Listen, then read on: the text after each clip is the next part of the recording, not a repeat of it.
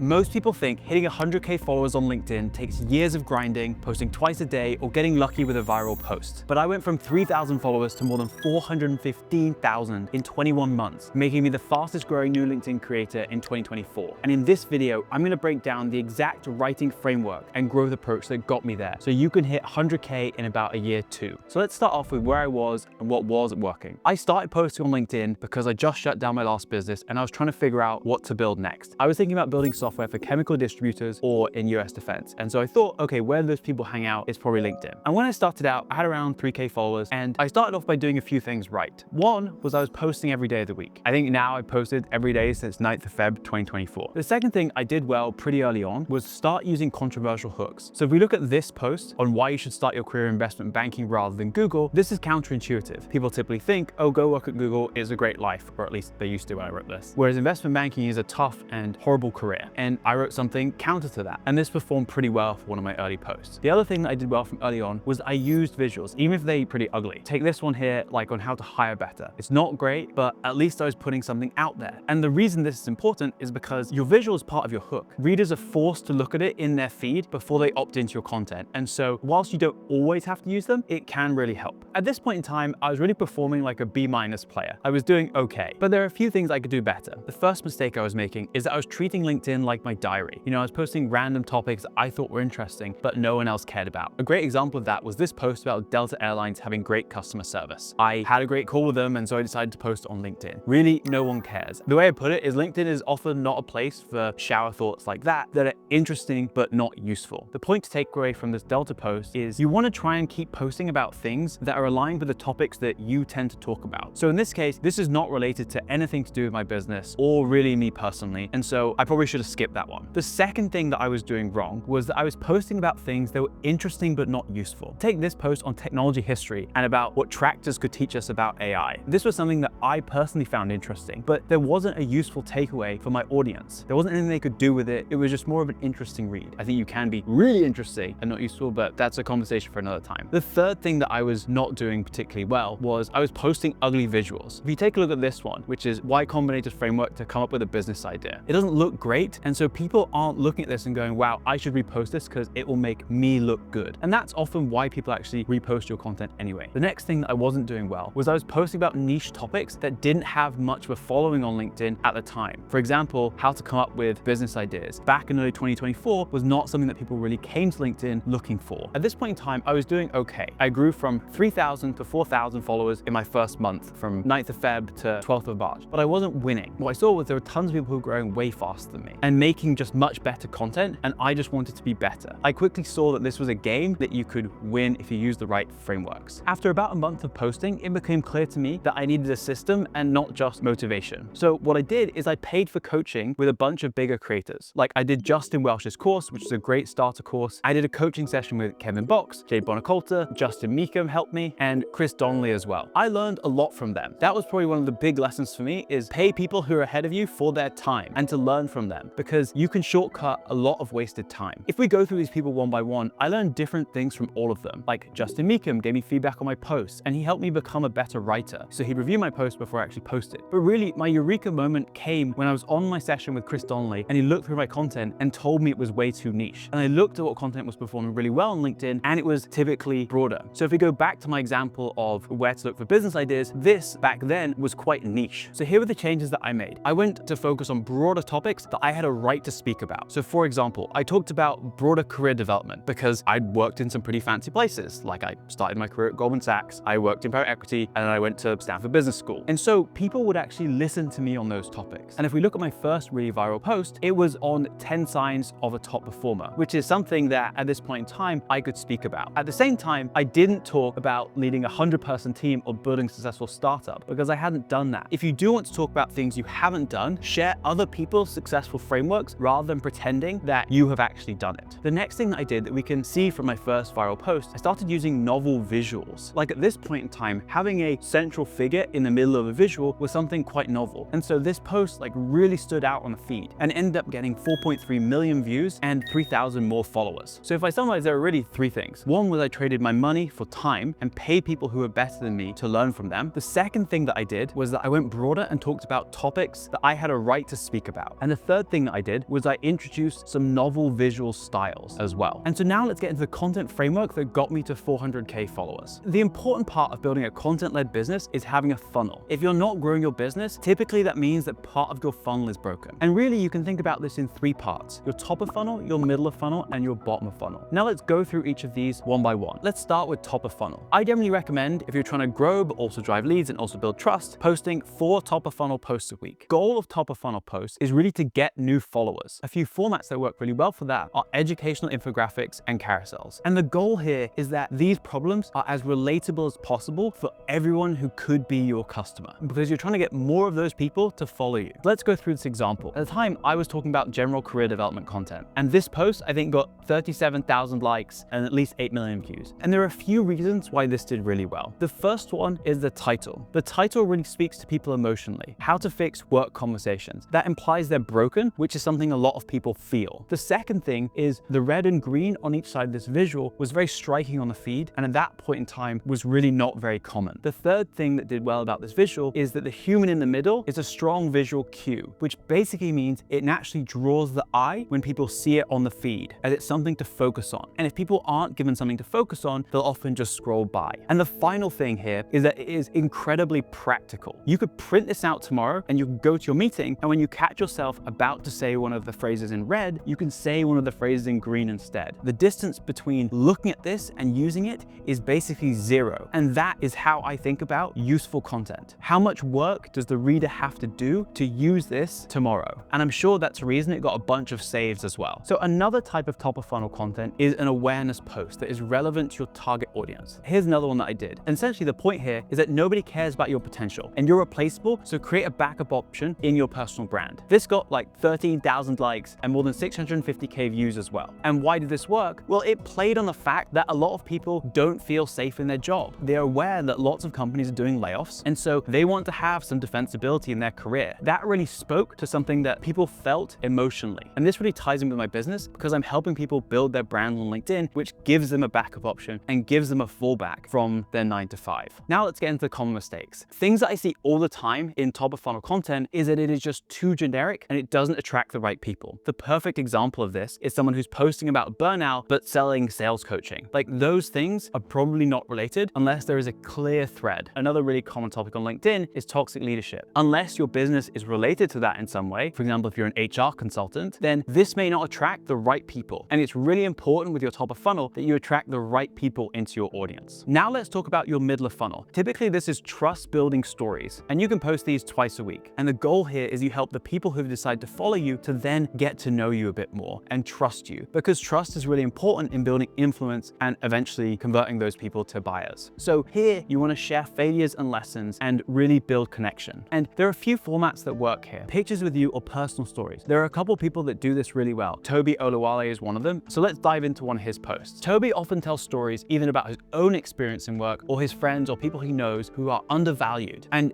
what's his business? Well, he sells a program that helps you escape your 9 to 5 and build independence as a solopreneur. What you see in this post is he really plays on that. And what that does, it makes you feel connected to him and also more likely to want to take the next step. Maybe it's signing up to his newsletter or something that builds a deeper relationship. The most common mistakes that I see with trust building content is that people write about irrelevant stories. You know what you did this weekend? I definitely did one of those at the start. The other thing people do is they'll tell overly painful personal stories, which are their deepest life trauma. That's not to say there's not a place for that, but unless you can tie it back to your business, really consider whether it's worth posting on LinkedIn in some way. For example, I've told stories about my wife before, and I do that because, one, she's a person I think about all the time, but also because it often ties back to business. You know, she really pushes me, she really motivates me because she's an incredible thought partner and support when I go through challenges in business. The final mistake that I see people often make is they tell stories where there's no lesson. Because remember, your story is a vehicle for leaving your audience with a lesson that they can apply to their own lives. When people read stories, they're often looking for something that they can use. And often what people do is they'll tell a story, but then they won't make it clear what people should take away from that story and how they can apply it. That's another common mistake. And I see that one all the time. And finally, let's talk about bottom of funnel content. This is something you could post once a week. And generally you're trying to show transformations with metrics to help drive conversions for your business. The goal here really is to turn followers into leads. Let's get them to sign up for your free trial, book a discovery call, join your webinar, whatever it is that brings them further further into your world and your business. There are a few different formats for this. One of them is a case study. Other good ones are video testimonials and objection handling posts. Let's use this example here with Youssef. Before using Say What and joining the community, Youssef was at about 4,000 followers. After using Say What and being part of the community for a while, he's at 28K followers and got a new great job leading AI efforts for a big consulting firm in Dubai. So you've gone from before to after, and then you cover how they used your service, in this case Say What, to help. And generally here, the person in your case study is the hero of the story, not you, because everyone wants to be the hero of their own story. You're the guide that helped them get there. So it's really important to talk about how hard they worked, because in reality, if they don't work hard, doesn't matter how much advice or help you gave them, they're probably not going to get their dream result. Now onto common mistakes with this format. Where a lot of these posts go wrong is they just read like website testimonials, which if you ever read one, they say something like, Will is a great guy, I love working with him. This doesn't help buyers understand yet if you've actually helped people like them solve the problems that they have. So it's really important here that you describe the before in very specific language, ideally language that your clients use when they talk to you. The other big mistake I see here is that the hook and the visual don't tell you that it's a case study. What I often do with new Say What users is when I look through their content with them, if they say, okay, I'm struggling to get leads, I'll look through their feed for the last month and I'll see, okay, how many case studies can I see without clicking see more? And if I can't see any and they tell me they have posted case studies, what that means is it's not clear it's a case study. And in reality, the visual needs to have very clear proof. That could be something like a text message from a client or a before and after message, or if there's a chart that can show their improvement, that would be a great one. The other thing is the hook needs to be really clear too. Ideally, there's before and after in the hook. Going back to the example of Youssef, 4,000 to 28,000 followers in some period of time, because really people want the most gains in the shortest amount of time with the least amount of work. Now, thinking about this funnel, you want to lean on different parts of the funnel when you have different goals. So if you will just want to grow really fast, then do top of funnel 7 days a week. That's what I did for the first 8 months on LinkedIn. I was just doing top of funnel content every day of the week. If you want to build a deeper relationship with your audience, tell more stories. And for example, that's what I'm doing more now. I want to build a deeper relationship. I don't really care about adding many new followers. And if you have a launch coming up, for example, you can do case studies every day. Like, that's okay. It just depends on what your goal is at that specific point in time. And by the way, these 3 content types, top of funnel content, middle of funnel content, and bottom of funnel content, are exactly what we teach you how to do in the Say What community. Plus you get AI prompts to write each of these faster. Click the first link in the description to try it now for free. Now let's start with how to ideate for top of funnel content. So what I do is I create a swipe file, which is a running list of ideas in Say What, and then ways to adapt them to my niche and my target audience. What I'm really looking for are novel visual styles. For example, people may have talked about how to overcome overthinking in the past with 7 steps to overcome overthinking, but now they're doing it with a story or a fable, like the samurai mindset. And so what I'm looking for is different ways to make my core points. The other thing I'm looking for is titles and topics that could be adapted to my niche. So in my case, I talk about marketing and personal branding, practical ways to use AI, and then motivational content. So I have saved searches for specific creators who talk about each of these topics, and I'll look at what they've been talking about to give me a sense, okay, is there anything interesting? I'll also just look at what is the top trending content on LinkedIn. So that gives me a sense of the visual styles that are working well. Let's use an example to bring this to life. I saw a post on how people just see the wins and they don't see the work. I think it was a static image by Justin Welsh. So I thought this would be great to bring to life with some examples. So I made this. It got 3,000 likes and nearly 500,000 views. I adapted an idea that I was interested in and that was relevant for my target audience, and then made a different visual format to go with it. And that is something you can do too. You can see a quote and then turn it into a carousel with examples. Now to break down, why did this work? Well, there's a few things. The first one, it famous people on it to make people stop the scroll, like Michael Phelps. The second thing is the contrast, to give people aha moments. Like, this is what you saw, this is how much work they did behind the scenes. And then the third thing is that we'd already seen that it was a proven topic that had worked on LinkedIn because it performed really well for Justin Welsh. Now let's jump into the middle of funnel content and talk through my formula for personal stories. The formula is situation, lesson, application. So situation is what is actually going on in the story. The lesson is what's the takeaway. And then the application is what can people then do to action the lesson. And now let's jump into how do you find these ideas? Well, what I do is I keep a list of stories, i.e. situations, in my Apple Notes tab. And these could be stories from my own life, stories from my friends that I hear about. An example of this is this post. It got 900 likes, and more importantly for trust building content, I got a lot of messages from people. So here's the story. I live 5,000 miles away from my mom, but because I do my own thing, I can see her whenever I want. If there's any issues, I could just fly over to the UK, no problem. And the lesson here is that living life on your own terms is scarier, but it's more exciting and you get more flexibility to do what really matters to you. And then for the application part, I actually push people to sign up for my free email course where they get how to actually apply this and do this themselves. So there are a few things here that made this really work. The first, it's a really relatable story.